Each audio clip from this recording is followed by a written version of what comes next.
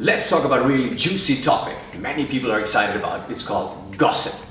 The world is loaded with gossiping, if you actually think about it. Anywhere you go, coffee shops, offices, coffee machines in the office, you can actually, when you really listen to it, figure out or feel how much of the conversation is gossip orientated. You know, the usual, he said that and she said that, and if you don't know it, da da da da da. And it seems a totally natural part of humanity, which it sort of is to a certain degree, and an unavoidable part of what we do socially. But there is real implications. It's almost like an opportunity cost calculation to engage in the gossip game, to be a part of it. Let's look at it. The interesting thing is this. Does gossip solve anything? No. Is gossip moral? I'm not going to talk about the morals of gossiping. You know, people say, don't do it because it's immoral. People say, I know, but isn't it juicy? Once we truly understand how dangerous gossip is, you can literally forget the moral part and go, you know what, the investment is not worth my time. Let's go for it.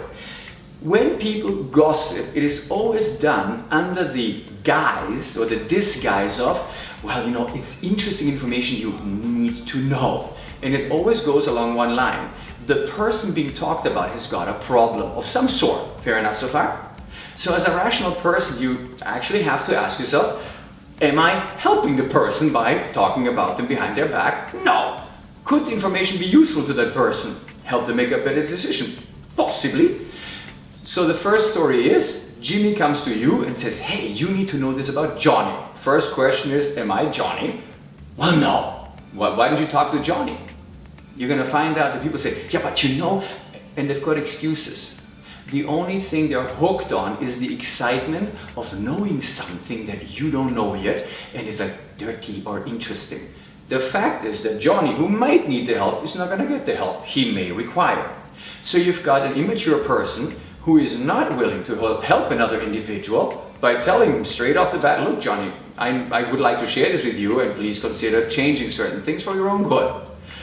That means inordinate amounts of time get spent by people talking about each other, not giving honest feedback to another person, first of all, that might coach the other person. Then inordinate amounts of our brains get clogged up with borderline useless information. And what's the problem with gossiping? You know you're engaged in a lying game. So you always need to remember, while you're smiling at Johnny, hi Johnny, that Jimmy told you this. You must remember not to tell Johnny what you've heard about him, still smile at him. That means you're actually, this is psychotic behavior. Yeah? You're keeping two different thoughts in your head at the same time. It takes a lot of your brain CPU up, a lot of energy to do that. Now you multiply that by 50, 60, 70 people that you are in touch with and have information about. So actually, the next thing that happens is your CPU is overloaded. You know that you cannot trust Johnny or Johnny cannot trust you because you know that you're lying to him by smiling at him going, hi Johnny, how are you? And you know in your head, Johnny has got a problem. Number two, you cannot trust Jimmy because you know Jimmy will gossip about you behind your back. So it's a very bad investment of your trust. And that clogs down your system completely. Yeah? And you say it's only one interaction, Johnny, Jimmy. Multiply it by the whole of society you're in touch with. The next thing that you need to know, and we all know, the gossip kings and the gossip queens, we know who they are. Who are you kidding? And we know they're snakes in the grass. And all of a sudden we know that talking to these people is highly dangerous. So they have effectively isolated themselves. Here's a different model. Let's test complete clarity. What does that mean? Johnny comes in, says, or Jimmy comes in, says, Johnny, blah, blah, blah. Am I Johnny? No. Talk to me? No. Please go to Johnny. Deliver message directly. First step that will happen is Jimmy will say, wait, I cannot trust this guy anymore. He won't take my dirty little package of secrets. Because it's like a mutual mafia agreement. You know, we deal in dirty little secrets here. But as time goes on, the interesting thing is that word will get around that you're a straight shooter. Other people who play it straight will start gravitating to you and go, hey, so I can do business with you. Yep, we can talk straight English. You will tell me exactly what you think. I'll tell you exactly what I think. As you do that, your brain has to remember less rubbish, societal rubbish. So you become clearer, you become faster, you attract people who are themselves clear, mature, open, transparent, and fast.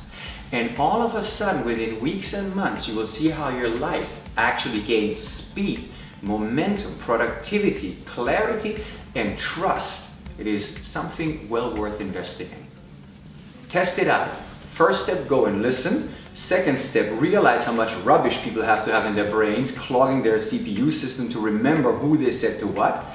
And thirdly, step back and test how it will be not to play that game. And you will see within days and weeks inside, you'll have great clarity of mind, lots of space to think and act, feel clean with everybody, and you will see how the nice people will come towards you. Enjoy.